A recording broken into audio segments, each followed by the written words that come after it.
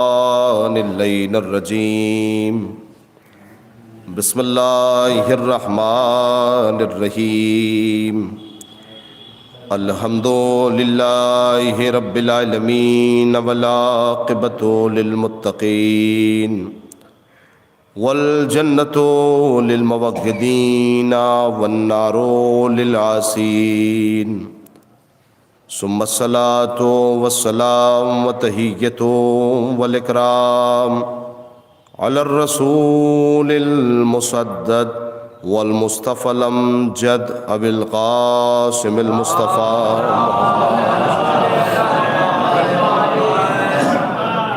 وأهل بيته الطيبين الطاهرين المعصومين المظلومين ولعنة الدائمة الباقية على أعدائهم وقتلتهم ومنكر فضائلهم أجمعين.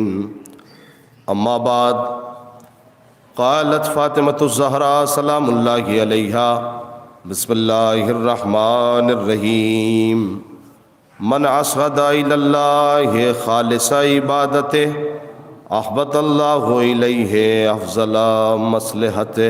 صلوات پر محمد والے.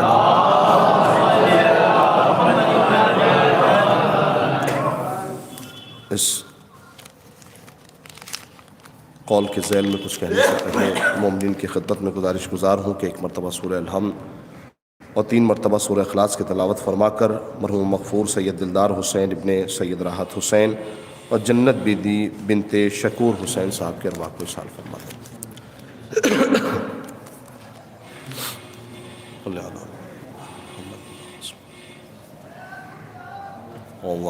اللہ الرحمن الرحیم. اللہم صل علی محمد وعلی محمد وعلی جل فرجہ محمد وعلی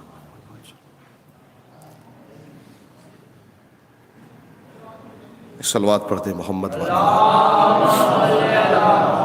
اللہم صل. عزیزان گرامی قدر، محترم سامعین کرام، علماء کرام اور تمام نوجوان، میں نے جناب زہرا کے جس قول کی تلاوت فرمائی ہے، کوشش میری یہی ہے کہ ایصال ثواب کا بھی حق ادا ہو اور ساتھ ہی ساتھ یہ جو ایام چل رہے ہیں یعنی شہادت جناب زہرا کے، اس کا بھی حق ادا ہو جائے.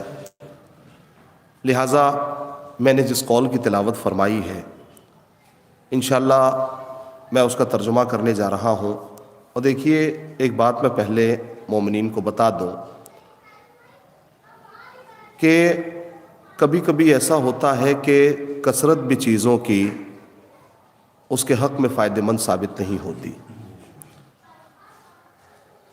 میں کیا کہنا چاہتا ہوں، میری بات انشاءاللہ آپ بخوبی سمجھ جائیں گے 2 منٹ کے اندر. دیکھیے، سب سے پہلے تو مومنین یہ بتائیں کہ مجلس حسین عبادت ہے یا نہیں ہے؟ عبادت ہے؟ تو اگر عبادت ہے تو عبادتوں میں تو زیادہ تر وقت درکار ہوتا ہے. مثلا جیسے نماز ہے تو نماز کا اپنا وقت ہے، روزہ ہے تو روزے کا اپنا وقت ہے، حج ہے عبادت ہے لیکن ایک خاص ایام میں اسے انجام دیا جاتا ہے. تو اب اگر مجلس حسین ہے تو اس عبادت کا وقت کیا ہے؟ دیکھیے، اس عبادت کا وقت شروع ہوتا ہے مرثیہ خوانی سے لے کے اور ذاکر کے مصائب تک. یہ عبادت کا یعنی مجلس حسین کی عبادت کا وقت ہے. اچھا، یہ عبادت ہے یا نہیں؟ کچھ لوگ کہہ تو رہے ہیں لیکن کھل کے کہہ نہیں پا رہے کہ مجلس حسین عبادت ہے یا نہیں. تو دیکھیے، سب سے پہلے تو ہمیں یہ طے کرنا پڑے گا کہ اگر مجلس حسین عبادت ہے تو میں 2 چیزیں آپ حضرات کی خدمت میں اور یہیں سے مجلس کا آغاز کروں گا. 2 چیزیں ہیں. دیکھیے، ایک ہے عبادت اور ایک ہے معاملہ. ٹھیک ہے؟ عبادت جو ہے وہ اس میں نیت شرط ہوتی ہے، چونکہ کوئی ایسی عبادت نہیں ہے کہ آپ بغیر نیت کے اسے انجام دے دیں گے. نماز ہے تو اسے معین کرنا پڑے گا کہ آپ صبح کی نماز پڑھ رہے ہیں یا ظہر کی نماز پڑھ رہے ہیں یا مغربین کی نماز پڑھ رہے ہیں. تو اسے نیت کے ذریعے سے مشخص کرنا پڑے گا. تو عبادت میں نیت شرط ہے لیکن معاملات میں نیت شرط نہیں ہے. میری بات سمجھیے گا, معاملات میں نیت شرط نہیں ہے. یعنی آپ کسی سے کچھ لیں یا اسے کچھ دیں تو اس میں نیت کرنے کی ضرورت نہیں ہے. تو عبادت جو ہے وہ اس میں نیت شرط ہے لیکن معاملات میں نیت شرط نہیں ہے. تو اب یہ آپ طے کر کے بتائیے کہ مجلس حسین عبادت ہے یا معاملہ؟ پتہ نہیں میری بات کو کتنے لوگ سمجھ پائیں گے. یہ میں آپ سے جو ہے گزار ہوں کہ آپ میری بات کو سمجھیں. مجلس حسین عبادت ہے یا معاملہ؟ تو اگر ہم نے یہ دل سے طے کر لیا کہ مجلس حسین عبادت ہے تو پھر عبادت میں نیت شرط ہے. نہیں دل لگائیے گا, عبادت میں نیت شرط ہے. تو اگر یہ طے ہو گیا کہ عبادت میں نیت شرط ہے تو مجلس حسین کی نیت کیا ہے؟ بھائی مجلس حسین کا مطلب یہ نہیں ہے کہ رسمن آئے بیٹھے اور بیٹھ کے چلے گئے. کہانی مجلس حسین کا معاملہ یہ ہے کہ گھر سے مجلس کی نیت کر کے چلیں کہ میں مجلس حسین میں جا رہا ہوں. توجہ فرمائیے گا. گھر سے دیکھیے مجلس سنانے کے لیے کوئی 4-5 ہزار لوگوں کی ضرورت نہیں ہے. مجلس جو ہے وہ 50 لوگوں میں بھی ہوتی ہے اور 50,000 آدمی میں بھی ہوتی ہے. لیکن اگر 50 آدمی سننے والے ہوں تو 50,000 کے برابر قبلہ اکثر جو ہے وہ ہو جاتے ہیں. تو کہنے لگے مجلس حسین عبادت ہے اور عبادت میں نیت شرط ہوا کرتی ہے. تو پھر مجلس حسین کی نیت کیا ہے؟ کہاں مجلس میں آؤ تو وقت بیٹھ کے ضائع نہ کرو بلکہ گھر سے, جیسے دیکھیے اب تو اس زمانے میں چونکہ نماز آپ مسجد میں جائیں تو اکثر دیکھا ہوگا آپ نے کہ مسجد میں ماشاءاللہ وضو خانہ وغیرہ ہوتا ہے. کیوں ہوتا ہے؟ یہ ان لوگوں کے لیے نہیں ہوتا کہ جن کا گھر مسجد سے قریب ہو, یہ ان لوگوں کے لیے ہوتا ہے جو باہر سے کہیں سے مسجد میں آ جائیں تو وضو کرنے کا کوئی جو ہے وہ ان کے پاس اہتمام نہ ہو تو وہ آ کے مسجد میں وضو کر لیں. لیکن جو گھر جس کا پاس میں ہے وہ جب گھر سے وضو کر کے چلے گا اور مسجد میں آئے گا تو اسے قدم بقدم ثواب ملتا رہے گا. میری بات سمجھیے گا, تو اسے قدم بقدم ثواب ملتا رہے گا. تو اسی طریقے سے مجلس حسین کی نیت کا معاملہ ہے. جب آپ گھر سے مجلس میں جائیں تو آپ مجلس کی نیت کر کے جائیں. اس کا کمال یہ ہوگا کہ ہر قدم پر آپ کو ثواب ملے گا. صلوات پڑھے نا محمد والے محمد. جو ہے تو اس سے قدم بقدم جو ہے وہ مومنین کو ثواب ملتا رہے گا. میں بالکل آپ کے مزاج کی اور آج کے دور کی مجلس پڑھنا چاہتا ہوں. جناب زہرا اسی چیز کو کہہ رہی ہیں مومنین سے. کیا کہا؟ بسم اللہ الرحمن الرحیم, من اسعد الی اللہ خالص عبادت. من اسعد الی اللہ, جو اللہ تک اپنی خالص عبادتوں کو بھیجے گا. احبط اللہ الیہ افضل مصلحت, تو اللہ اس تک اپنی بہترین مصلحت کو نازل فرمائے گا. یعنی جو اللہ کے نزدیک اپنی خالص عبادتوں کو بھیجے گا اللہ بہترین مصلحت کو نازل فرمائے گا. دیکھیے اس جناب زہرا کے قول میں 2 چیزیں سمجھنے والی ہیں. ماشاءاللہ شیراز ہند سے کہا جاتا ہے, یہاں سمجھدار لوگ جو ہے وہ رہتے ہیں, تو اتنی بات آپ سمجھیں گے ضرور. اور آپ کا مزاج بہت اچھا ہے, سماعت بہت اچھی ہے, سنتے بہت اچھا ہے, لہٰذا میں نے جو ہے وہ اس موضوع کا انتخاب فرمایا. تو کہنے لگے اس میں 2 چیزیں سمجھنے کی ہیں. ایک تو عبادت کو سمجھنا ہے کہ عبادت کون سی ہو, اور دوسرے یہ کہ خلوص کو سمجھنا ہے.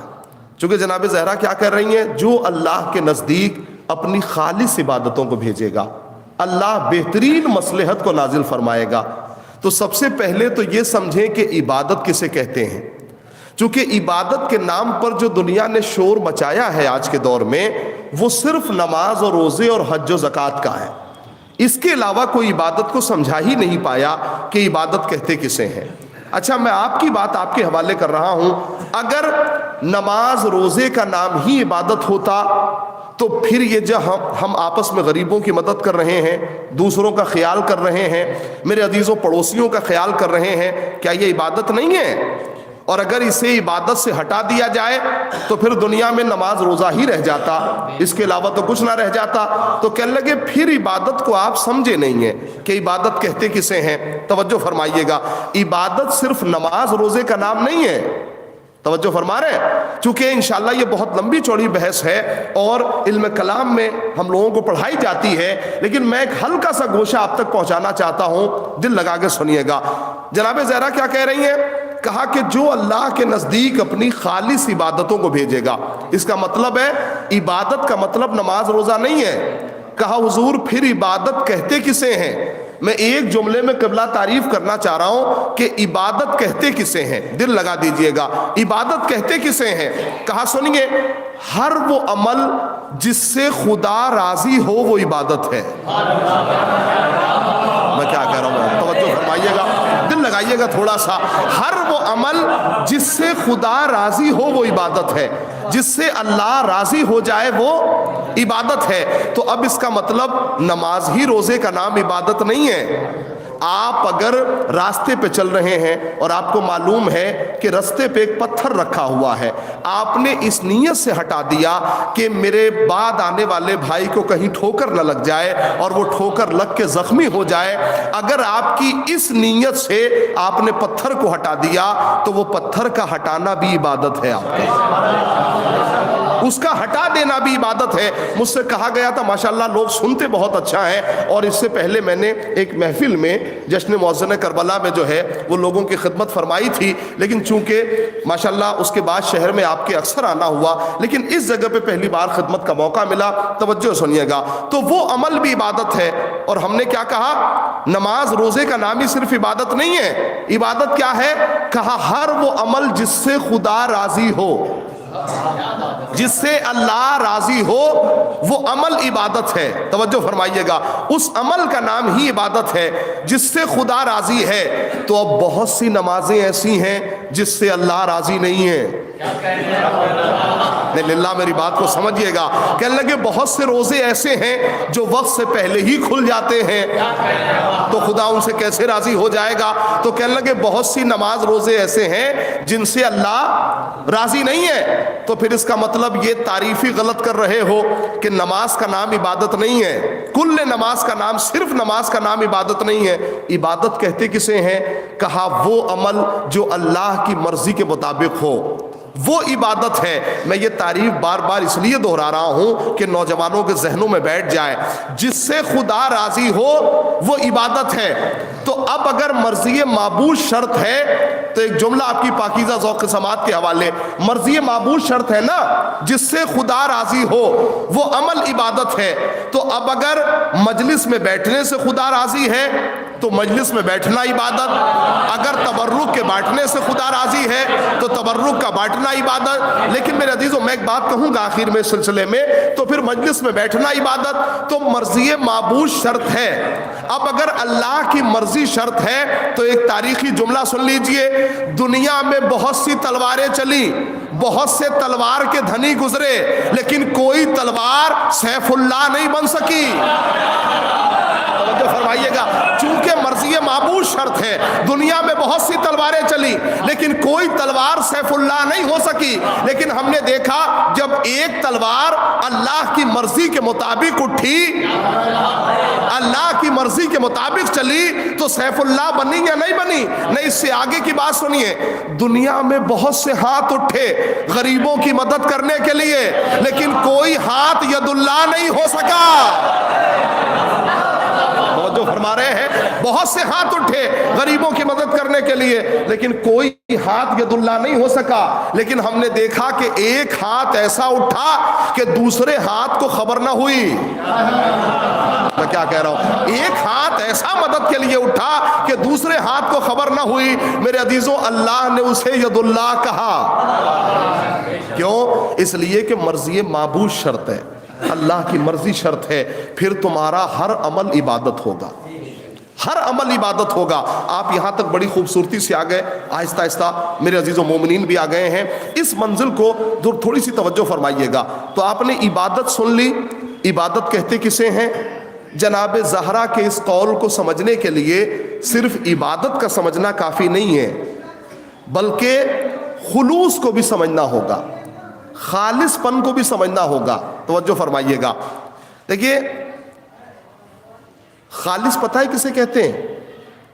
ہم لوگوں نے مولانا علم احکام میں مسئلے مسائل کا علم ہے، اس میں دو طرح کے پانی بیان کیے جاتے ہیں، ایک کہتے ہیں مضاف اور ایک ہے آب خالص۔ مضاف کہتے ہیں جیسے شربت، ٹھیک ہے، جیسے دودھ، یہ خود تو پاک ہے لیکن نجس چیز کو پاک نہیں کر سکتا، یہ مضاف کی تعریف ہے۔ لیکن پتہ ہے خالص کسے کہتے ہیں؟ خالص کا کمال یہ ہے کہ وہ خود بھی پاک ہے اور اس کے اندر یہ صلاحیت ہے کہ وہ دوسری چیزوں کو بھی پاک کر سکتا ہے، تو یہ ہے خالص کی تعریف۔ اب میرے ساتھ اگر ہے تو ایک جملہ آپ حضرات کی ذوق سماعت کے حوالے کروں۔ جناب زہرا نے کیا کہا؟ اللہ کو عبادت چاہیے خالص۔ خالص، خالص کا کمال یہ ہے خود بھی پاک ہے، میری بات کو سمجھیے گا، خالص کا کمال یہ ہے کہ خود بھی پاک ہے اور نجس چیزوں کو بھی پاک کرنے کی صلاحیت رکھتا ہے۔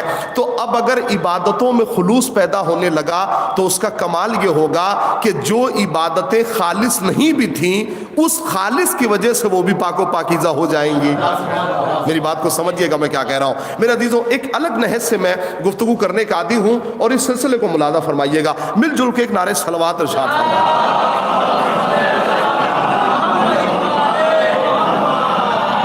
توجہ فرما رہے ہیں؟ تو یہ خالص کیا ہے؟ خالص کیا ہے؟ کہا خود بھی پاک اور دوسری چیزوں کو بھی پاک کرنے کی صلاحیت رکھتا ہے، اسے کہتے ہیں خالص۔ میرے عزیزوں، اب تو خالص کا دور ہی چلا گیا، نہ تو کھانے پینے میں کچھ خلوص باقی رہا، خلوص کا مطلب ہے خالص، ٹھیک ہے، نہ تو کھانے پینے میں خالص باقی رہا، نہ پہننے اوڑھنے میں خالص باقی رہا، کسی بھی چیز میں خالص نہیں ہے، ہر چیز میں ملاوٹ ہے، ٹھیک ہے۔ تو اس دور میں خلوص کو سمجھانا بڑا مشکل ہے۔ اب کیسے سمجھایا جائے خلوص کو؟ جہاں ہر چیز ملاوٹ کی ہو وہاں خلوص کو کیسے سمجھایا جائے؟ کیسے سمجھایا جائے؟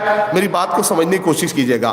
میرے عزیزوں، اب خالص کا دور یوں نہیں رہا کہ میں مسجد میں آیا، میں نے دیکھا کہ اتفاق سے ایک صاحب اور مسجد میں میرے بغل میں نماز پڑھ رہے تھے، میں نے سوچا کہ بھئی انہوں نے کبھی مجھے نماز پڑھتے ہوئے دیکھا ہی نہیں، تو میں نے سوچا کہ اے میرے اللہ، بڑا اچھا موقع ہے، کیا مجھے اجازت ہے کہ میں ابھی تھوڑی دیر کے لیے انہیں دکھانے کے لیے اپنی نماز لمبی کر دوں؟ دیکھیے خالص کو سمجھیے گا میں کیا کہہ رہا ہوں، کیا مجھے اجازت ہے میں انہیں دکھانے کے لیے اپنی نماز لمبی کر دوں؟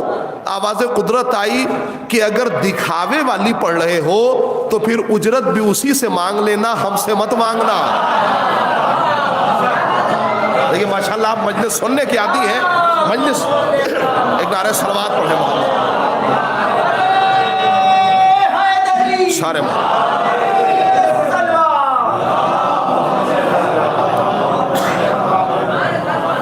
تو حضور یہ خالص کا دور ہی نہیں ہے، یہ خالص کا دور ہی نہیں ہے۔ آپ کو پتا ہے خلوص اتنا لوگوں سے دور ہو گیا ہے، خالص پن اتنا دور ہو گیا، توجہ فرمائیے گا میں کیا کہہ رہا ہوں، اتنا دور ہو گیا کہ میں نے ایک صحابی پیغمبر کو یہ کہتے ہوئے سنا کہ مجھے نماز اس لیے اچھی لگتی ہے کہ میں 2 رکعت نماز میں اپنا لشکر شام بھیج دیتا ہوں اور وہ پورے پروفٹ کے ساتھ واپس آ جاتا ہے، یعنی یہ سارا معاملہ 2 رکعت نماز میں ہو جاتا ہے۔ توجہ فرما رہے ہیں؟ تو اب جس نماز کے خلوص کا یہ عالم ہو وہ نماز اللہ تک پہنچے گی کیسے؟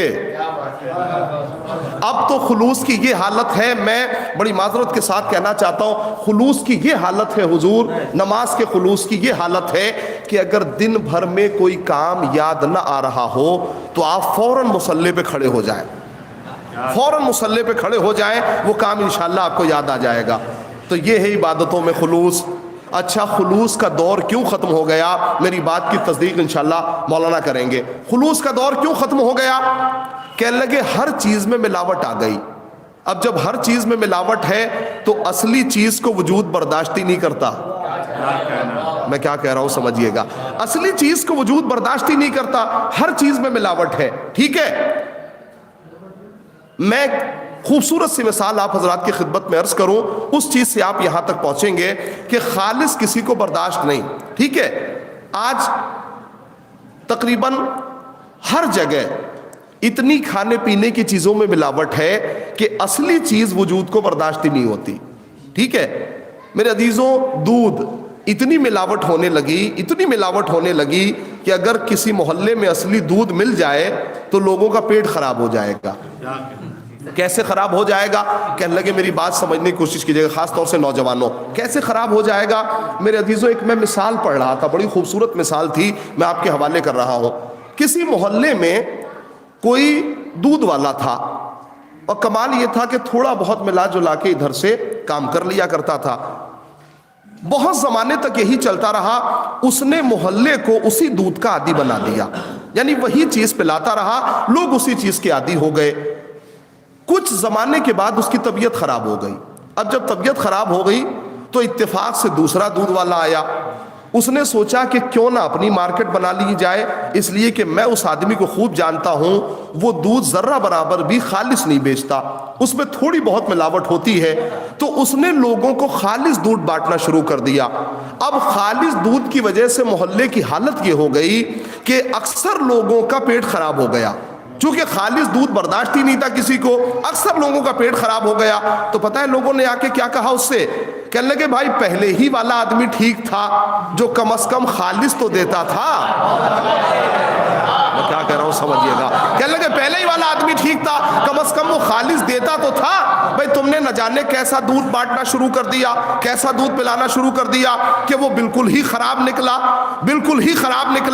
تو ہم لوگوں کو عادت اسی دودھ کی پڑ گئی تھی. میری بات سمجھے نہیں آپ؟ بھائی ہم لوگوں کو عادت اسی دودھ کی پڑ گئی تھی.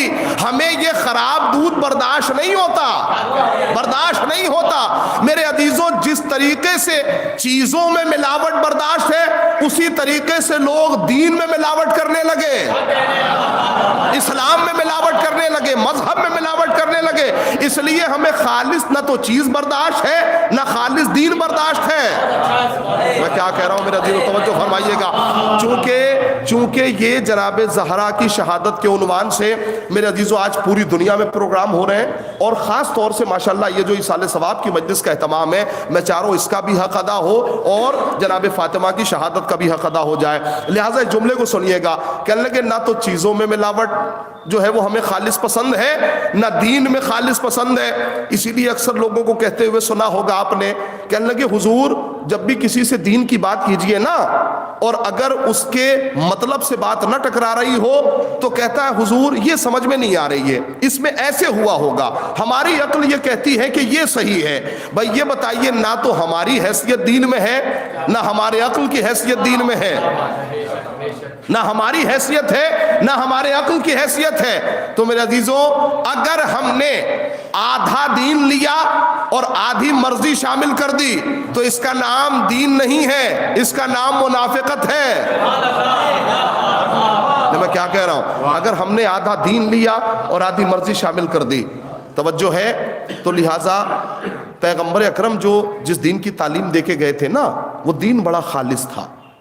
وہ دین اتنا معتبر دین تھا کہ اگر وہ لوگوں تک پہنچتا تو ان کی زندگی سنوار دیتا.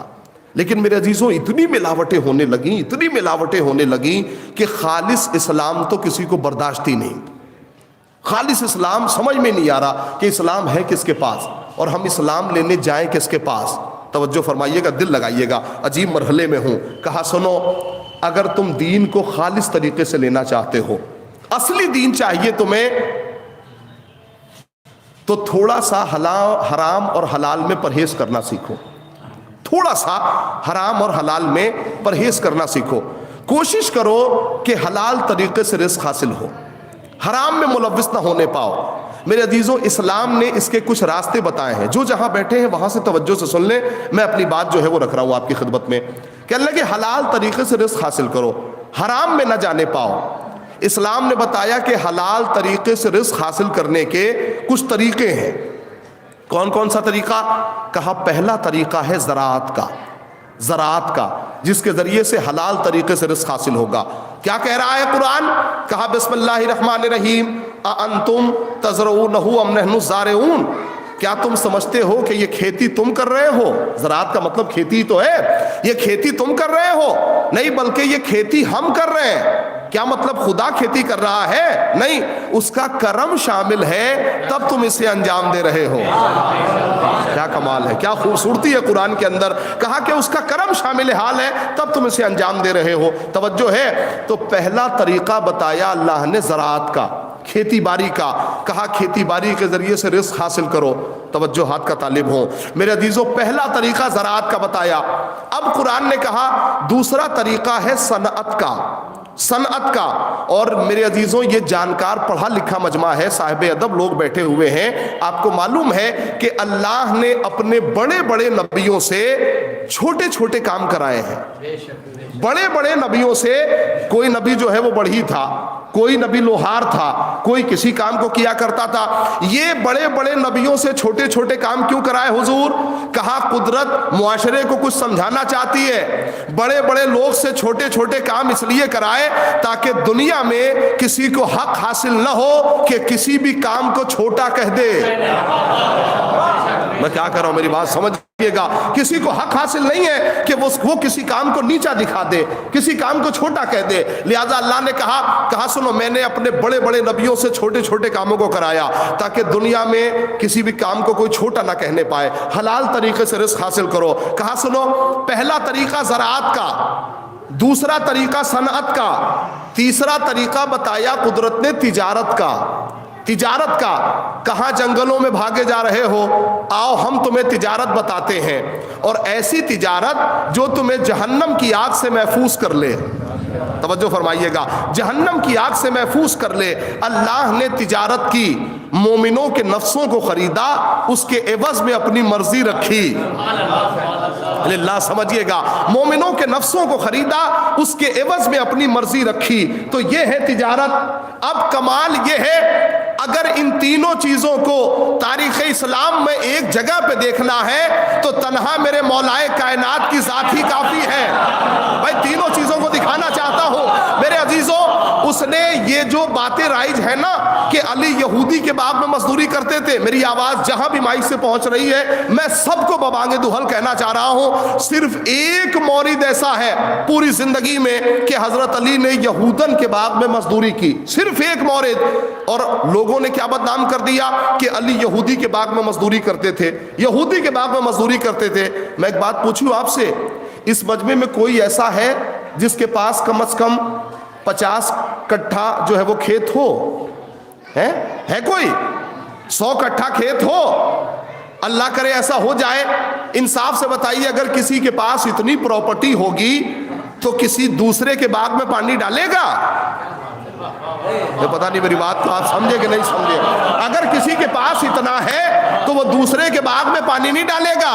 میرے عزیزوں، جس علی کی پراپرٹی $1 ٹریلین ہو وہ یہودی کے باغ میں مزدوری کرے گا؟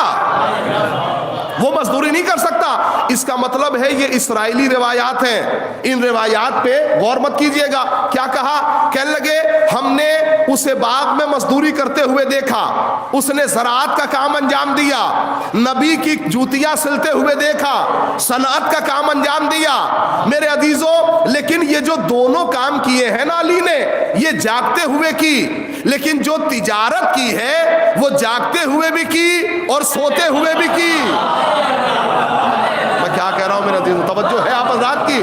کہنے لگے یہ جو دونوں کام کیے ہیں، آپ بھی جاگ کے سنیے گا، یہ جو دونوں کام کیے وہ جاگتے ہوئے، لیکن جو تجارت کی ہے وہ جاگتے ہوئے بھی کی اور سوتے ہوئے بھی کی۔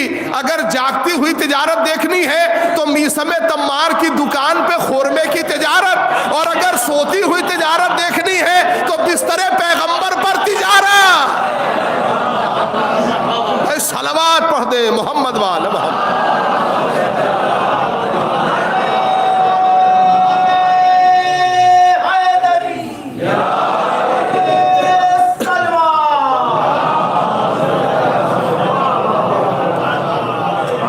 توجہ ہے، اگر آپ کو جاگتی ہوئی تجارت دیکھنی ہے تو میسم تمار کی دکان پر خورمے کی تجارت، اور اگر سوتی ہوئی تجارت دیکھنی ہے تو بستر پیغمبر پر تجارت کر لیں۔ توجہ ہے، دیکھیے آج کل لوگوں نے تجارت کی اہمیت کو گھٹا دیا۔ اب لوگ، اسی لیے ہم نے دیکھا اکثر کہ خاص طور سے مسلمان جو طبقہ ہے نا، اس پہ تجارت کرنے والے بہت کم لوگ ہو گئے. دیکھیے تجارت کا اپنا جو فائدہ ہے نا وہ اپنی جگہ ہے. خود احادیثوں میں بھی آیا ہے کہ تجارت میں بہت بڑا فائدہ ہے, بہت بڑا فائدہ ہے. اس لیے آپ جب خوجہ جماعت میں مجلس پڑھنے کے لیے جاتے ہیں نا ہم لوگ, تو تجارت والی 2-3 حدیثوں کو رکھتے ہیں. کیوں؟ اس لیے کہ وہ تلاش کرتے ہیں کہ مول صاحب آپ نے حق تو پڑھا ہی نہیں. تو ہم نے کہا حضور پھر تجارت والی جو ہے وہ حدیثیں کوٹ کرنی پڑتی ہیں. دیکھیے تجارت کا پیغمبر اکرم نے بھی کہا کہ بہت بڑا فائدہ ہے. لیکن نوجوان کہتے ہیں مولانا کیا ممکن ہے کہ کوئی, دیکھیں خالص کو مت بھولیے گا, جس خالص کو میں نے کہا, کہنے لگے مولانا کیا خالص تجارت آج کے دور میں فائدہ پہنچا دے گی؟ اگر کوئی 1 نمبر سے کمانا چاہے تو کیسے اپنی زندگی بھی نہیں گزار سکتا. تو کہنے لگے مولانا کیا ممکن ہے کہ کوئی 1 نمبر سے کما کے اپنی زندگی گزار لے؟ میں نے کہا ہاں بالکل ممکن ہے. کہنے لگے آپ یہ بتائیے اگر ممکن ہے تو مثال دیجئے. آج زندگی میں اتنے اخراجات ہیں, اتنی مشکلیں ہیں, اپنی خود کی زندگی, بچوں کی تعلیم, اس کے بعد سے زندگی کے اخراجات, یہ خالص کمائی میں ممکن نہیں ہے جب تک تھوڑا سا ادھر ادھر سے جو ہے وہ کام نہ کر لیں. تو مولانا کیسے ممکن ہے کہ خالص تجارت میں کوئی زندگی چلا لے, یا میں آپ کی زبان میں کہوں کوئی 1 نمبر سے پیسہ حاصل کر کے اچھی زندگی چلا لے؟ کیا ممکن ہے؟ میں نے کہا بھائی بالکل ممکن ہے. تو کہنے لگے تاریخ میں کوئی ایسی مثال ہے کہ کوئی 1 نمبر کی تجارت کرے اور زندگی اچھی گزر جائے؟ میری بات سمجھیے گا, کوئی 1 نمبر کی تجارت کرے اور زندگی اچھی گزر جائے؟ میں نے کہا بالکل ممکن ہے. کہا مثال تو دیجئے. میں نے کہا سنیے, میسم تمار جو ہے خورمے کی تجارت تھی یا نہیں تھی؟ دل لگائیے گا تھوڑا سا, خورمے کی تجارت تھی میسم تمار کی میرے عزیزوں. تو کہنے لگے کیا میسم تمار نعوذ باللہ کیا ممکن ہے کہ اتنی خالص تجارت ہو؟ ہم نے کہا ہاں بالکل خالص تجارت تھی. کہا مثال دیجئے. ہم نے کہا سنیے, میسم تمار جب خورمے کی تجارت کرتے تھے, میری بات سمجھیے گا, خورمے کی تجارت کرتے تھے تو اکثر ایسا ہوتا تھا کہ اگر وہ دکان پہ اپنی بیٹھ نہیں پائے تو اکثر ہوتا تھا کہ دکان جب چھوڑ کے جاتے تھے تو مولائے کائنات اس دکان پہ بیٹھ کے کھجوریں بیچا کرتے تھے. سناٹا چھا گیا. میں مطلب تک آیا نہیں, بھائی نقطہ تو سن لیجئے. کہنے لگے کہ اکثر ایسا ہوتا تھا کہ میسم تمار کی دکان پر مولائے کائنات کھجور فروخت کیا کرتے تھے اور وہاں بیٹھ جایا کرتے تھے. کہا اس سے آپ دلیل کیا دینا چاہتے ہیں؟ میں نے کہا دلیل یہ ہے کہ علی وہاں بیٹھ ہی نہیں سکتے جہاں 2 نمبر ہو. میں دل نہیں لگایا آپ نے, میں نے کیا کہا. کہنے لگے مولائے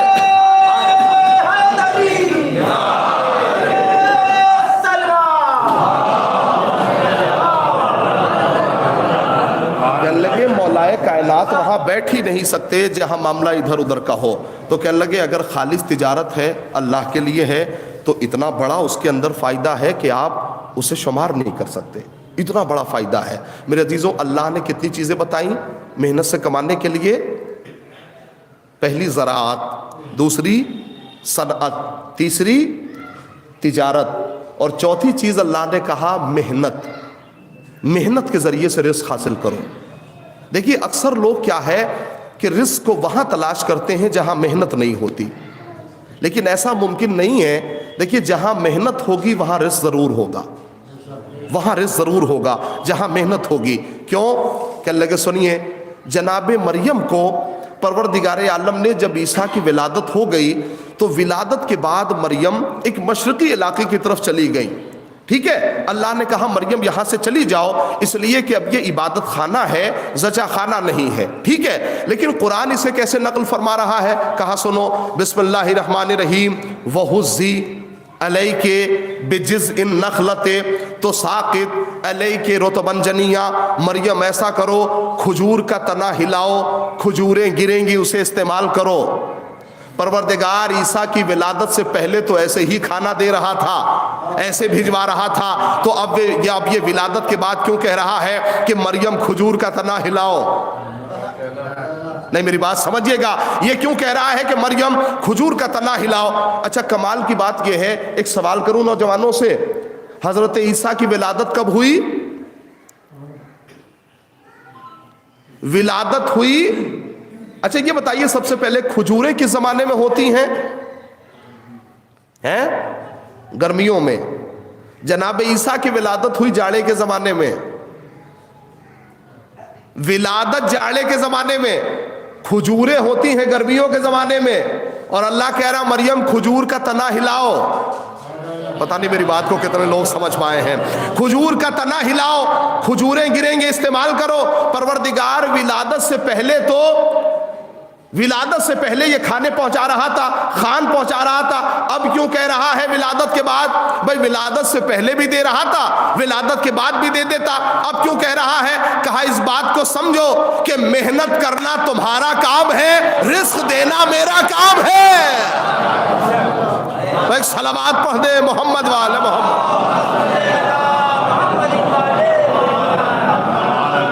توجہ ہے, محنت کرنا تمہارا کام اور اس میں رزق دینا یہ میرا کام ہے. یہاں تک انصاف سے بتائیے گا, محنت کرنا تمہارا کام, اس میں رزق دینا میرا کام.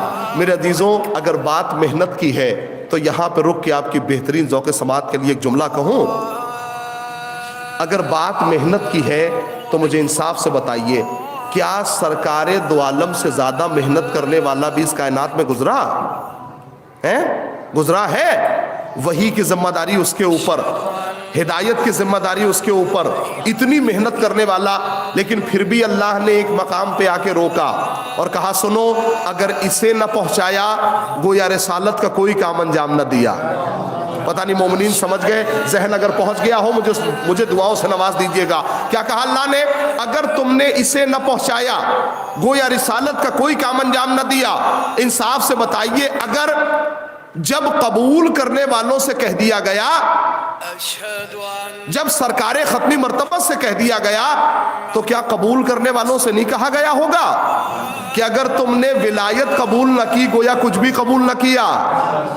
دیکھیے سمجھیے گا بات کو, اگر تم نے ولایت قبول نہ کی, چونکہ سرکار دو عالم سے کہا جا رہا ہے اگر تم نے ولایت نہ پہنچائی گویا کوئی کام انجام نہ دیا, تو قبول کرنے والوں سے کہا گیا اگر تم نے اسے قبول نہ کیا گویا کچھ بھی قبول نہ کیا. کہا نہیں, مخاطب تو پکڑے ہی جائیں گے, ساتھ ساتھ محدثین بھی پکڑے جائیں گے.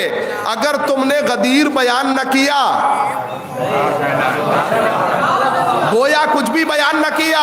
نہیں, توجہ فرمائیے گا, اس کا مطلب ہے اگر مخاطب پکڑا گیا تو محدث بھی پکڑا گیا. نہیں, محدث تو پکڑا ہی جائے گا, ساتھ ساتھ کاتب بھی پکڑا جائے گا. اگر تم نے اسے نہ لکھا, دیکھیے میں یہاں تک کیوں لے کے آیا ہوں, چونکہ یہاں ماشاءاللہ پڑھے لکھے لوگ جانتے ہیں کہ غدیر تاریخ کا اکیلا وہ واقعہ ہے جسے تاریخ اسلام کے 110 راویوں نے لکھا. اکیلا واقعہ ہے, لیکن اس پہ بھی کہنے لگے غدیر کون سا دن ہے, ہمیں تو معلوم ہی نہیں, ہمیں اس بات کا علم ہی نہیں ہے. تو کہنے لگے سنیے, اگر تم نے نہ لکھا گویا کچھ بھی نہ لکھا, نہیں کاتب تو پکڑا ہی جائے گا, ساتھ ساتھ ذاکر بھی پکڑا جائے گا. اگر تم نے غدیر نہ پڑھا, نہیں مطلب میں پڑھنا نہیں چاہتا, صرف ایک جملے سے استفادہ کرنا چاہتا ہوں. اگر تم نے غدیر نہ پڑھا گویا کچھ بھی نہ پڑھا, نہیں ذاکر تو پکڑا ہی جائے گا, معذرت کے ساتھ سامعین بھی پکڑے جائیں گے. اگر تم نے غدیر نہ سنا, بس صلوات پڑھے نا محمد والے محمد. تو دیکھیے کبھی بھی اسلام میں ملاوٹی لوگوں کی ذرہ برابر جو ہے وہ گنجائش نہیں ہے. تو لہٰذا دین یہ چاہتا ہے کہ جس طریقے سے اسلام خالص آیا تھا اسی طریقے سے اسلام کو ماننے والے بھی خالص ہوتے. جیسے کہ دین خالص تھا ویسے ماننے والے خالص ہوتے. جناب زہرا کیا چاہتی ہیں؟ کہا کہ من اسعد الی اللہ خالص عبادتیں, جو اللہ کے نزدیک اپنی خالص عبادتوں کو بھیجے گا اللہ بہترین مصلحت کو اس تک نازل فرمائے گا. توجہ ہے, تو اللہ بھی لوگوں سے خالص عبادتیں چاہتا, یعنی ایسی عبادت جس کے اندر خلوص ہو. توجہ, عجیب منزل پہ ہو, ایسی عبادت جس کے اندر خلوص ہو. توجہ, دیکھیے اسلام میں کیفیت کی بڑی گنجائش ہے. ٹھیک ہے, کیفیت یعنی یہ مطلب نہیں ہے پروردگار عالم کو کہ کوئی 4 دن نماز پڑھتا رہے مصلی سے نہ اٹھے. کہا نہیں, 1 گھنٹے کی عبادت ایسی ہو کہ 4 دن پہ بھاری پڑ جائے. کہنے لگے اس عبادت کا کمال ہے, 1 گھنٹے کی ہو لیکن 4 دن پہ بھاری پڑ جائے. اس کا مطلب ہے خالص ہو, خالص ہو جس میں خلوص پایا جائے. اگر بات خلوص کی ہے تو میں خوبصورت سی بات آپ تک نقل فرماؤں.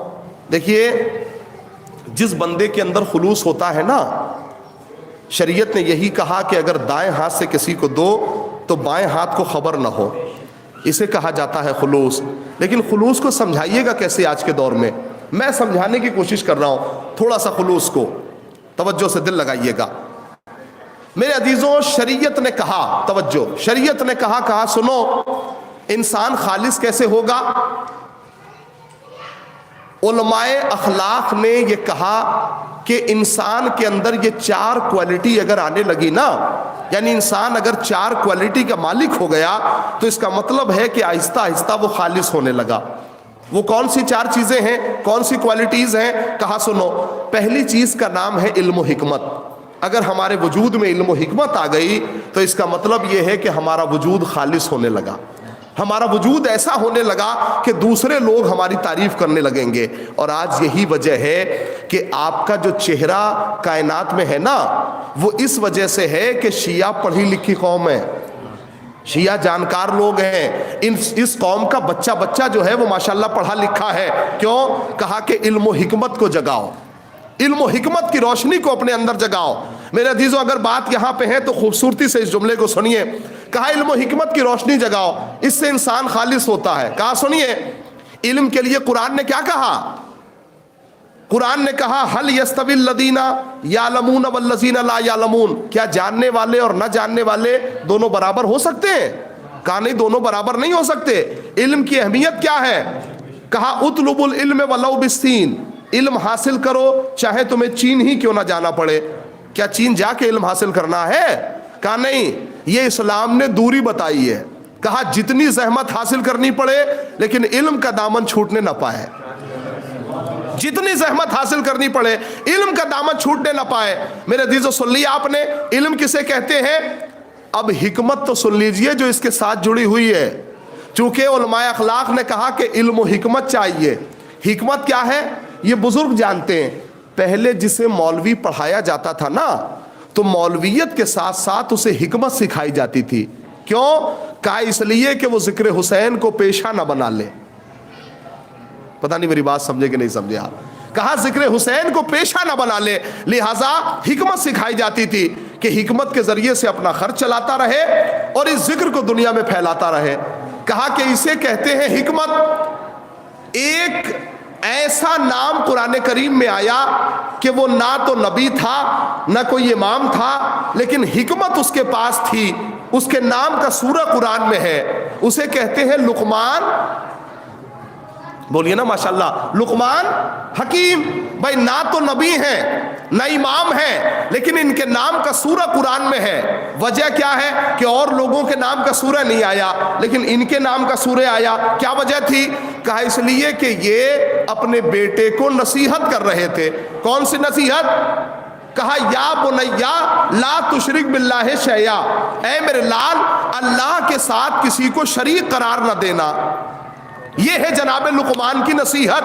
کہا اللہ کے ساتھ کسی کو شریک قرار نہ دینا۔ تو اب یہ لب و لباب مطلب کا یہ ہوا کہ اگر بیٹا شرک کا دشمن ہو جائے تو باپ حکیم ہوتا ہے۔ میری بات سمجھیے گا للہ، اگر بیٹا شرک کا دشمن ہو جائے تو باپ حکیم ہوتا ہے۔ میں پھر دوہرا رہا ہوں، آپ کی بہترین ذوق سماعت کے حوالے کر رہا ہوں، اگر بیٹا شرک کا دشمن ہو تو باپ حکیم ہوتا ہے۔ بھائی ایک نصیحت پر لقمان حکیم، ایک وصیت پر لقمان حکیم ہو گئے۔ سوچئے جس کے بیٹے نے پورا کعبہ بتوں سے خالی کر دیا ہو، کیا اس کا باپ حکیم امت نہ ہوگا؟ ایک نصیحت پر لقمان حکیم ہو گئے، ایک نصیحت پر حضرت لقمان حکیم ہو گئے۔ تو جس کے بیٹے نے پورا کعبہ ہی بتوں سے خالی کر دیا ہو، اس کا باپ کیا حکیم امت نہ ہوگا؟ ٹھیک ہے، یہ سن لیا آپ نے۔ تو لہٰذا علماء اخلاق کہتے ہیں کہ انسان خالص کیسے ہوتا ہے، مکمل کب ہوتا ہے؟ کہا جس کے اندر 4 صفتیں ہوں۔ کون کون سی؟ پہلی صفت ہے علم و حکمت۔ توجہ نوجوانوں دل لگائیے گا، پہلی صفت علم و حکمت۔ علم و حکمت کا وجود میں ہونا ضروری ہے، دل لگائیے۔ دوسری صفت کا نام ہے عدالت۔ کہا جب تک ہمارے وجود میں عدالت نہ ہوگی ہمارا وجود کامل نہ ہوگا، مکمل نہیں ہوگا۔ حضور عدالت کہتے کسے ہیں؟ میں عدالت کی تعریف کر رہا ہوں خاص طور سے بزرگوں کے لیے، دعائیں چاہتا ہوں۔ عدالت کسے کہتے ہیں؟ کہا یضع الشیء علی محلہ، جس چیز کی جو جگہ ہو وہاں رکھنا ہی عدالت ہے۔ نہیں سمجھا پایا میں؟ جس چیز کا جو مقام ہو وہاں رکھنا ہی عدالت ہے۔ دیکھیں لوگ کہتے ہیں نا کسی کو خواہ مخواہ کی عزت راس نہیں آتی۔ اگر میں اس لائق نہیں تھا کہ ممبر پر بیٹھ جاؤں تو آپ کا بٹھا دینا ظلم ہے۔ نہیں اللہ سمجھیے گا، اس پہ بٹھا دینا ظلم ہے، اور اگر میں ممبر کے لائق تھا تو مجھے ہٹا دینا ظلم ہے۔ نہیں میری بات سمجھیے، اسے ہٹا دینا ظلم ہے۔ اس کا مطلب یہ ہے جس کا جو مقام ہو اس جگہ کو دینا ہی عین عدالت ہے، عین عدالت ہے۔ مولا کائنات کے پاس دو لوگ آئے اور کہا کہ مولا مجھے سمجھائیے کہ عدالت کہتے کسے ہیں، عدالت کی تعریف کیا ہے؟ کہا سنو، میرے پاس 4 روٹی ہو اور میں 2 روٹی ایک کو دے دوں، دوسری روٹی دوسرے کو دے دوں، تو اس نے جلدی سے کہا مولا پھر تو عدالت ہو گئی، یہی تو عدالت ہے۔ مولا نے کہا نہیں، اسے عدالت نہیں کہتے، یہ مساوات ہے، یہ مساوات ہے۔ کہا مولا پھر عدالت کیا ہے؟ کہا یہ دیکھ کے دیا جائے، جس کی بھوک 3 روٹی کی ہو اسے 3 دیا جائے، جس کی بھوک 1 روٹی کی ہو اسے 1 دیا جائے۔ اگر بھوک 3 روٹی کی تھی اور 1 دے دیا تو ظلم ہے۔ کیا خوبصورتی ہے میرے عزیزوں، اگر بھوک 3 روٹی کی ہے اور 1 دے دیا تو ظلم۔ اس کا مطلب یہ ہے کہ عدالت ہر آدمی کے بس کی بات نہیں ہے، عدالت سب کے بس کی بات نہیں ہے۔ آپ نے سن لیا یہاں تک، تو علماء اخلاق نے کہا 2 چیزیں میں نے پڑھی، ایک علم و حکمت اور دوسری عدالت۔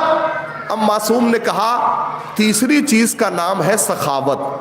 جب تک یہ وجود میں نہیں آئے گی تب تک وجود مکمل نہیں ہوگا، کامل نہیں ہوگا، نہیں خالص نہیں ہوگا، جب تک وجود میں سخاوت نہ آ جائے۔ اچھا سخاوت کہتے کسے ہیں؟ کسی کے پاس اگر 100 روپے ہوں تو اس میں سے 50 دے دے، اسے سخی کہتے ہیں؟ اسے سخی کہتے ہیں؟ کہنے لگے نہیں، سخاوت اگر سیکھنی ہو تو اہل بیت سے سیکھو۔ سخاوت کہتے کسے ہیں؟ میرے عزیزوں اہل بیت اطہار نے کنجوسوں کی دوستی سے بھی منع کیا۔ نہیں للہ پتہ نہیں میں سمجھا پانے، کنجوسوں کی دوستی سے بھی منع کیا۔ کیوں؟ اس لیے کہ بہت بچاتے بچاتے ڈبا دے گا، لہذا کنجوسوں کی دوستی سے بھی منع کیا۔ پتہ ہے سخاوت کسے کہتے ہیں؟ نبی کی رکاب میں ایک صحابی جنگ کر رہا تھا، جنگ کرتے کرتے اس کی تلوار ایک کافر پہ چلنے والی تھی، نبی نے کہا اسے مت مارو۔ کہا یا نبی اللہ یہ کافر ہے۔ کہا کافر ہو تو ہو سخی ہے۔ نہیں میں اسے کیسے بیان کروں؟ کہا کافر ہو تو ہو سخی ہے۔ کہا یا نبی اللہ سخاوت کا مرتبہ بتائیے۔ کہا سنو بھائی کافر جہنم میں جائے گا نا، لیکن اگر سخی ہے تو اللہ جہنم میں اس کے سر پہ ایک شیڈ ڈال دے گا، جہنم کی آگ اسے جلا نہیں پائے گی۔ یہ ہے سخاوت کا مرتبہ۔ آپ نے سخاوت سن لی تو اب ایک چیز جلدی سے سن لیجئے، دامن وقت میں بالکل گنجائش نہیں، ایک چیز جلدی سے سن لیجئے۔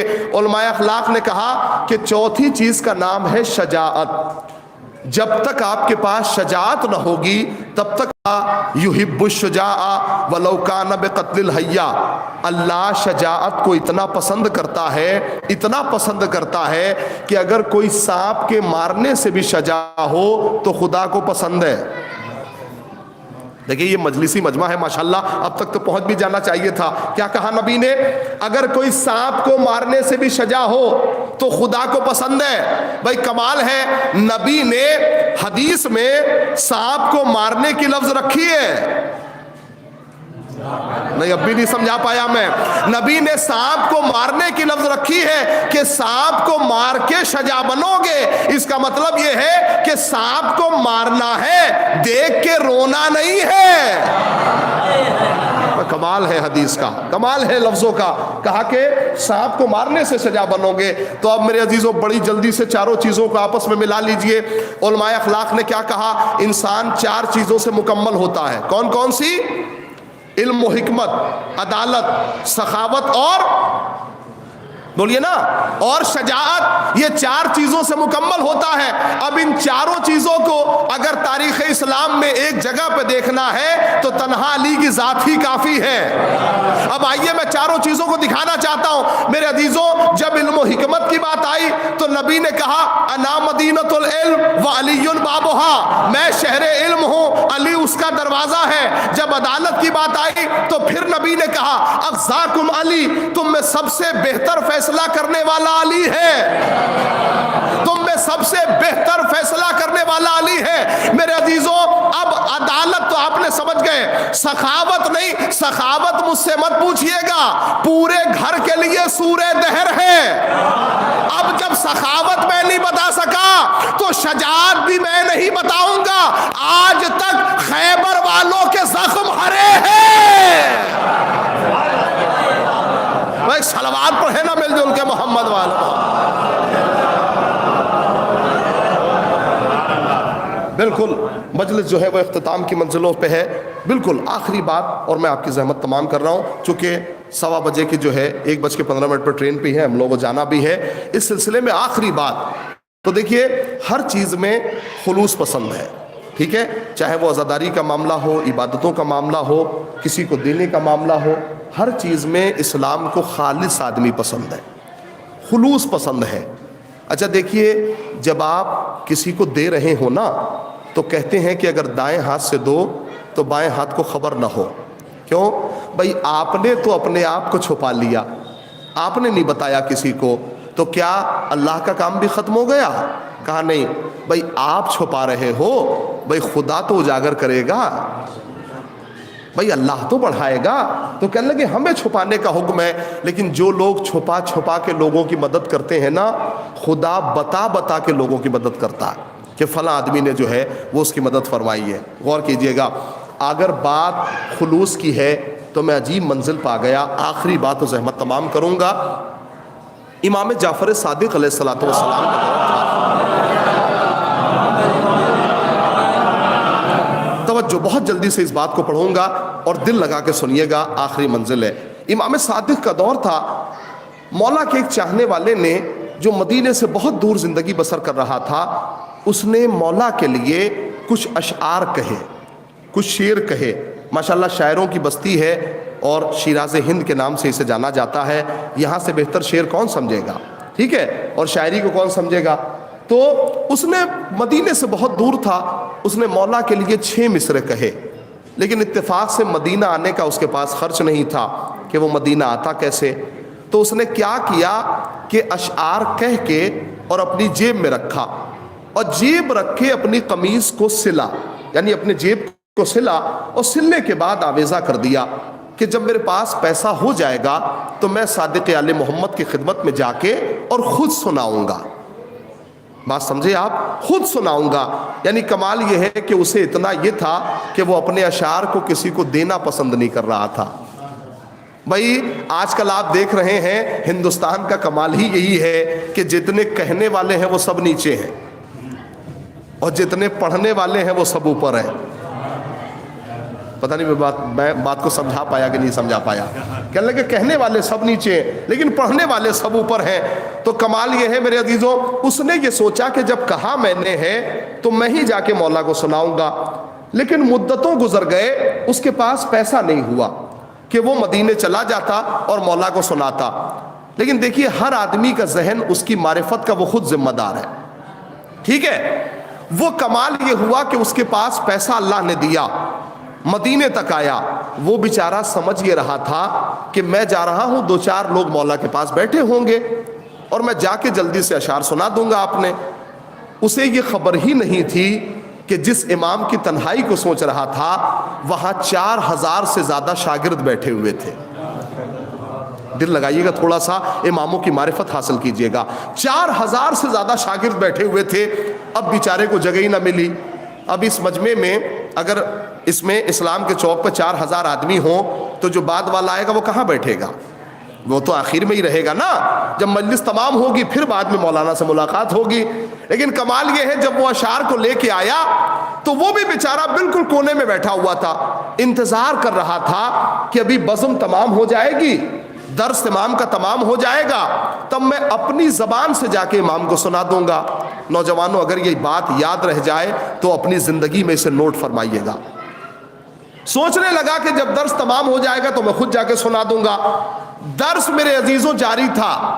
درس کہتے کہتے جب تھوڑا لمحہ گزرا وہ انتظار کر رہا تھا. انتظار کرتے کرتے کمال یہ تھا کہ ابھی اس نے اپنی جیب کو کھولا ہی نہیں تھا. جس جیب میں مصرے تھے اور جو سل کے رکھا ہوا تھا اسے تو کھولا ہی نہیں تھا ابھی. اتنے میں درمیانے کلاس درمیانے درس امام صادق نے اس کے پرچے میں سے 2 مصرع پڑھ دیا. میری جان قربان ہو جائے اس کلام پہ مولا کے.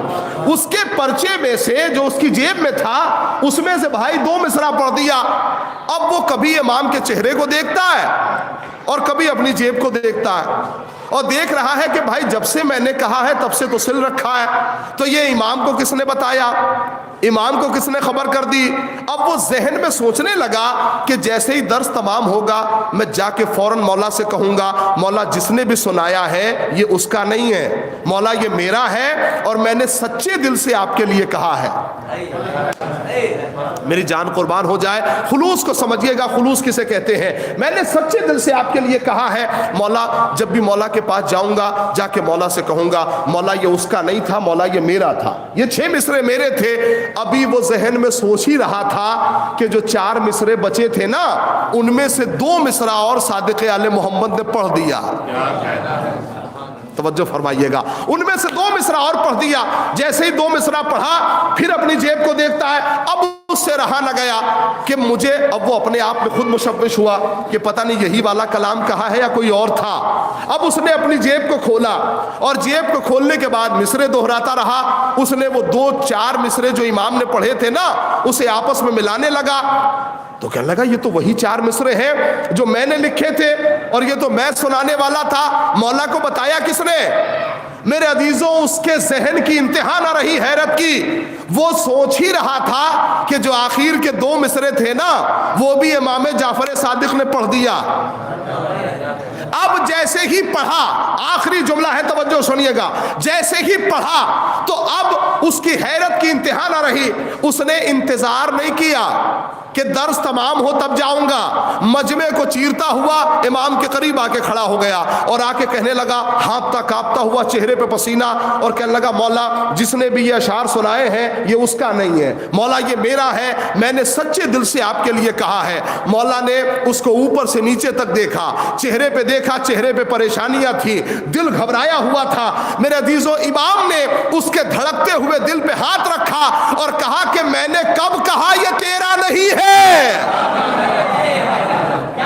بھائی آخری جملہ ہے, زحمت تمام ہے. امام نے دھڑکتے ہوئے دل پہ ہاتھ رکھ کے کہا میں نے کب کہا یہ تیرا نہیں ہے. کہا مولا آپ کو پتا یہ میرا ہے. کہا کیا تجھے بتانے کی ضرورت ہے؟ للہ سمجھیے گا, آخری جملہ ہے, کیا تجھے بتانے کی ضرورت ہے؟ کہا مولا پھر یہ بتائیے آپ کو کس نے بتایا؟ بھائی میں تو یہ سچے دل سے آپ کے لیے کہہ کے لایا تھا, تو یہ آپ کو کس نے بتایا, کس نے سنایا؟ میرے عزیزوں صادق آل محمد نے قرآن پڑھا اس کے سامنے. کہا کیا تو نے قرآن کی آیت نہیں پڑھی کہ جو بھی مومن سچے دل سے کہہ دیتا ہے اسے یا تو خدا دیکھ رہا ہے یا اللہ کا رسول دیکھ رہا ہے یا مومنین دیکھ رہے ہیں. اب کیا تو ہمیں مومن بھی نہیں مانتا؟ اور کیا خوبصورتی ہے کلام میں. امام نے کیا کہا؟ کہا کہ تو جو بھی سچے دل سے کہہ دے ہم اسے قبول کر لیتے ہیں, جو بھی سچے دل سے کہہ دے. لہٰذا اہل بیت اطہار کو بتانے کی ضرورت نہیں ہے کہ میں نے یہ اچھا کام کیا ہے, یہ میں نے اچھا کام کیا ہے. اہل بیت اطہار کو بتانے کی ضرورت نہیں ہے. میرے عزیزوں میں بڑا آپ کا شکریہ ادا کر رہا ہوں. ایسے ماحول میں بھی آپ نے بہت اچھے سے سماعت کیا. اللہ آپ سب کی توفیقات میں اضافہ فرمائے. میرے عزیزوں ایک بات میں کہنا چاہتا ہوں, چونکہ ایصال ثواب کی مجلس ہے اور ایصال ثواب کی مجلسوں میں عموماً یہی ہوتا ہے کہ اگر بیٹا باپ کی مجلسیں کر رہا ہو یا کوئی بھائی بھائی کی مجلس کر رہا ہو تو وہ مولانا سے زیادہ ان لوگوں کا چہرہ دیکھتا ہے کہ کون کون فرش پہ آیا, کس نے اسے پرسہ دیا, کس نے اسے چہرہ دکھایا. یعنی ماشاءاللہ کتنی اچھی ہمارے یہاں کی تہذیب ہے، کتنی اچھی تہذیب ہے. میرا لاکھوں سلام.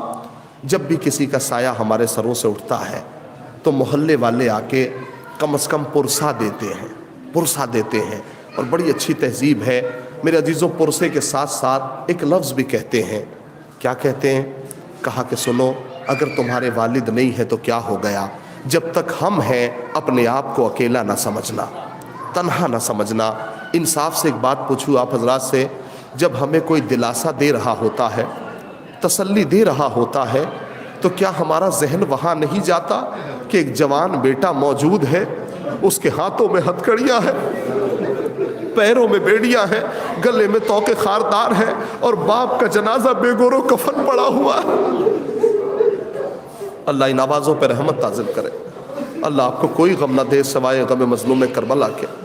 دیکھیے دن ہے، اور کم از کم اگر 2 قطرہ آنسو اہل بیت کو بہا کے نہ اٹھے فرش سے تو پھر فرش پہ آنے کا فائدہ کیا ہے؟ مومنین خوشا نصیب ہیں وہ افراد کہ جن کے سامنے نام حسین لیا جاتا ہے اور وہ رونے لگتے ہیں. میرے عزیزوں عجیب غم ہے، عجیب غم ہے. جہاں بچے جب انہیں مارا جاتا تھا نا تو بار بار اپنے ماں باپ کا چہرہ دیکھ کے کہتے تھے کہ آقا میری خطا ہی کیا ہے جو ہمیں مارا جا رہا. اللہ ان آوازوں پر رحمت نازل فرمائے. میرے عزیزوں ایصال ثواب کی مجلس ہے، ایک باپ کی ایصال ثواب کی مجلس ہے. بچوں نے اہتمام کیا ہے، گھر والوں نے اہتمام کیا ہے. ایک بات میں مومنین سے پوچھوں، دل سے پوچھ رہا ہوں، انصاف سے بتائیے گا مجھے.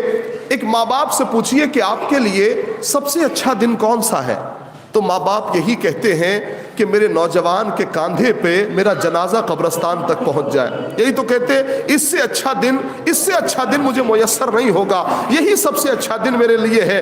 خدا نہ خواستہ کبھی وہ دن آئے کہ کسی بوڑھے باپ کو جوان کی میت اٹھانی پڑے. میرے عزیزوں لیکن ہم نے وہ دن بھی دیکھا کہ حسین جیسا جسم اور جوان کا لاشا. میرے عزیزوں حسین اٹھائے تو کیسے اٹھائے؟ اسی لیے بنی اسد کے بچوں سے کہا اے بچوں، ایک طرف بوڑھا باپ ہے، دوسری طرف جوان کا جنازہ ہے، مجھ سے اٹھایا نہیں جاتا. اللہ ان آوازوں پر رحمت عطا کرے. اللہ آپ کو کوئی غم نہ دے سوائے غم مظلوم کربلا کے. میرے عزیزوں شہادت فاطمیہ کا اہتمام ہے. ایک بات میں مومنین سے پوچھنا چاہتا ہوں، ایک مرد مومن کے ایصال ثواب کی مجلس ہے. میرے عزیزوں رونے کے لیے خدا کی قسم اتنا ہی کافی تھا، اتنا ہی کافی تھا. کبھی آپ لوگوں نے حسین کے بچوں کی پیاس پڑھی ہے کربلا کے اندر؟ دیکھیے عنوان تو کچھ اور تھا، لیکن میں شہادت فاطمیہ کا چونکہ ایصال ثواب کی مجلس ہے لہٰذا میں نے فضائل میں وہ کچھ بیان کیا، لیکن مصائب میرے عزیزوں ایصال ثواب کے حوالے سے آپ سنیے. میرے عزیزوں کبھی حسین کی بچوں کی پیاس اگر وقت ملے نا تو پڑھ کے دیکھیے. کربلا جو پڑھے لکھے لوگ ہیں وہ جانتے ہیں کربلا میں اتنی شدت تھی نا، اتنی شدت تھی کہ اگر کربلا میں کوئی دانہ بھی ڈالا جاتا تھا نا تو بھن جاتا تھا. اتنی شدت، اتنی شدت. اور اس پہ میں کتابوں میں پڑھ رہا تھا کہ حسین کے بچے اتنے پیاسے تھے نا کہ جن بچوں کا منہ پیاس کی وجہ سے کھلتا تھا ان بچوں کا منہ بند نہیں ہو پاتا تھا. اللہ ان آوازوں پر رحمت نازل فرمائے. ان بچوں کا منہ بند نہیں ہو پاتا تھا، اور جن بچوں کا منہ بند ہو جاتا تھا ان کے اندر یہ صلاحیت نہیں تھی کہ وہ اپنے منہ کو کھول پائیں. میرے عزیزوں اس پیاس کے عالم میں حسین کی بچی تڑپتی ہوئی آئی. اے پھوپھی اماں پیاس ہے جو مارے ڈال رہی ہے، اے پھوپھی اماں پیاس ہے جس سے جابلب ہے. تو ایک جملہ جناب زینب نے کہا بیٹی پانی کی کوئی سبیل نہیں ہے. کہا پھوپھی اماں ہو سکتا ہے کہ اصحاب نے اپنے بچوں کے لیے پانی بچا کے رکھا ہو. ایک جملہ سنیں گے جناب زینب نے کہا نہیں تیرے بابا کے اصحاب ایسے نہیں ہیں کہ تو پیاسی رہ جائے گی اور وہ پانی پی لیں گے. ہاں لیکن تم کہتی ہو تو آؤ میں ان کے پاس لے کے چلتی ہوں. میرے عزیزوں سکینہ کا بازو پکڑ کے جناب زینب ایک صحابی کے خیمے کے قریب لائیں. خدا کسی غریب کو وہ منظر نہ دکھائے جو جناب سکینہ نے دیکھا. خیمے کا پردہ اٹھا، کیا دیکھا؟ چھوٹے چھوٹے بچے ہیں جو پیاس کی حالت میں اپنے پیٹ سے کپڑا ہٹاتے ہیں اور زمین پہ احساس کرتے ہیں کہ کہیں خون کی ہو تو رکھ دے. سکینہ نے جیسے یہ حالت دیکھی کہا اے پھوپھی اماں اب پیاس کا شکوہ نہ ہوگا. ارے یہ بچے تو ہم سے زیادہ پیاسے ہیں. میرے عزیزوں میں بالکل مجلس ختم کر دیتا، لیکن ایک جملہ میں یہاں پہ رک کے کہنا چاہتا ہوں. آپ پرسہ پیش کرنے کے لیے آئے ہیں نا، پرسہ پیش کرنے کے لیے آئے ہیں. انصاف سے بتائیے، دیکھیے جس کا درد ہوتا ہے نا، جس کا غم ہوتا ہے، وہی جانتا ہے اس کے سینے میں کتنا درد ہے اس غم کا. میرے عزیزوں، حسین تو آپ کے اپنے ہیں نا، حسین تو اپنے ہیں نا، پرایوں کی طرح کبھی مت رویا کیجئے. کیسے حسین کو رویا جاتا ہے؟ ایک جملہ سنیے. امام سجاد، ہم اور آپ کتنا روئیں گے، کتنا ماتم کریں گے؟ میرے عزیزوں، امام سجاد 35 سال تک ایک ہی جملے پہ روتے رہے. وہ کون سا جملہ تھا پتہ ہے؟ آپ حضرات کو تڑپ جائیے گا. وہ کون سا جملہ تھا؟ امام سجاد جب بھی کسی قصاب کو دیکھتے تھے تو پوچھتے تھے، کہا یہ بتاؤ تم نے کیسے ذبح کیا؟ اب تک آپ لوگوں نے پانی والی بات سنی ہے نا، یہ روایت سنیے. کہا تو نے کیسے ذبح کیا؟ تو وہ کہتا ہے، مولا ہمارے یہاں ذبح کا رواج یہ ہے کہ جانور کی 4 رگیں کاٹی جاتی ہیں اور پھر چھوڑ دیا جاتا ہے کہ جسم ٹھنڈا پڑ جائے گا تب سر و تن میں جدائی کریں گے. میرے عزیزوں، امام نے فوراً کربلا کا رخ کیا اور سید سجاد کہتے ہیں، اے بابا، ارے آپ سے زیادہ کوئی غریب نہ رہا، اس لیے کہ جانور کے ذبح میں اتنا اہتمام ہے، لیکن شمر آپ کے سینے پہ بیٹھا رہا. زہرا فریاد کرتی رہی، پھر بھی اس نے نہ سنا اور حسین کے سر و تن میں جدائی کر دی.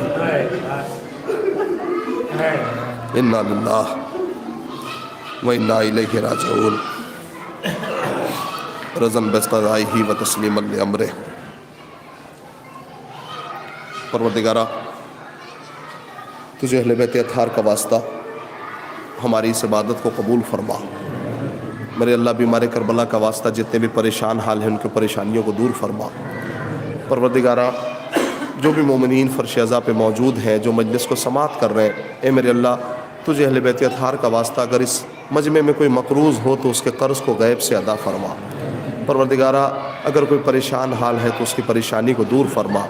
میرے اللہ، اس لاک ڈاؤن کے زمانے میں جہاں ہر مومن پریشان ہو اور جاب کی مشکل ہے، میرے عزیزوں نان و نفقے کی مشکل ہے، پروردگار تجھے واسطہ اہل بیت اطہار کا کہ سب کی رزق و روزی میں برکت عنایت فرما. میرے اللہ، تجھے اہل بیت اطہار کا واسطہ جس مرد مومن